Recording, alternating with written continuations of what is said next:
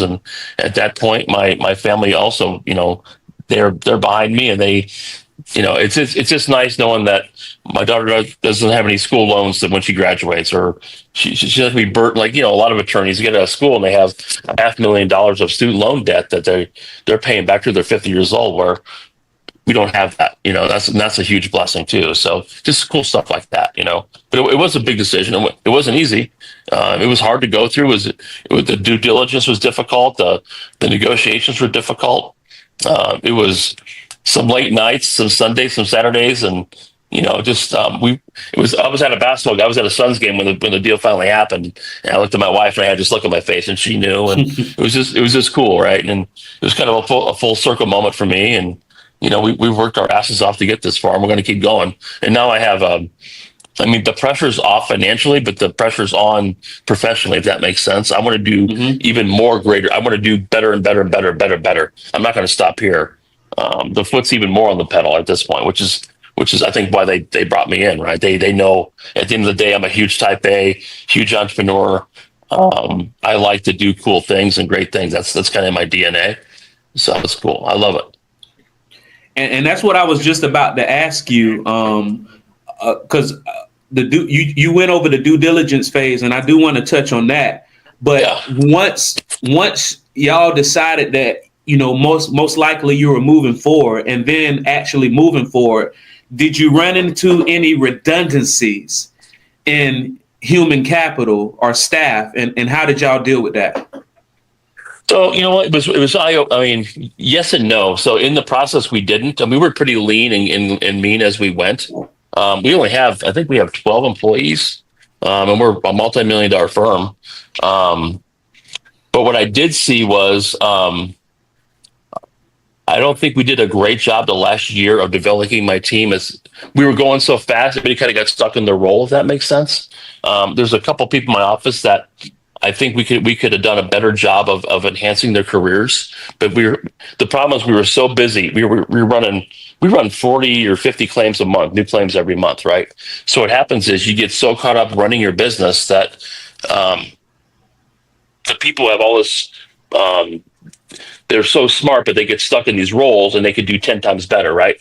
So when we met with the PE firm last week or 2 weeks ago, when they came in, and we started talking. We went to each individual. What do you want to do? What do you want to do? What do you want to do? And forget about what you've done. Where do you want to go with this, right? And that was cool to see them and learn. And I'm like, oh shit, I could have. It's eye opening because like my admin or one of my guys that he wants to be a CEO. I'm like, fuck, that's cool. That's really cool, right? So now we're going to put him on that path to basically, in hopefully 5 to 10 years, take my spot. Let's do that, right? And it wasn't Trevor, by the way. It was somebody else.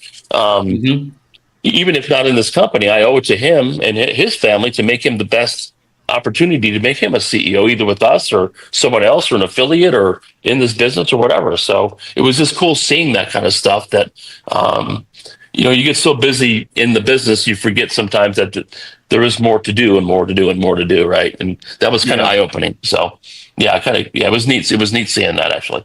So, yeah. Oh yeah, because that's one of the. I'm a big fan of a book called Traction, and that's one of the benefits of hiring based off core values.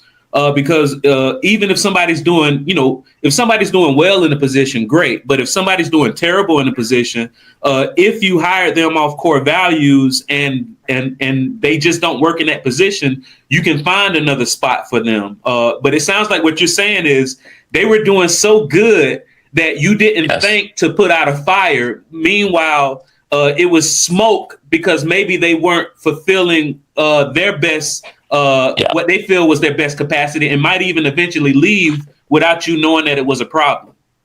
Correct. Yeah, we did. I mean, there's a lot of potential in that office that we saw, but we didn't put the fuel to it. Right. We didn't add gasoline to their engine as fast as we should have. And that's on us as a business owner.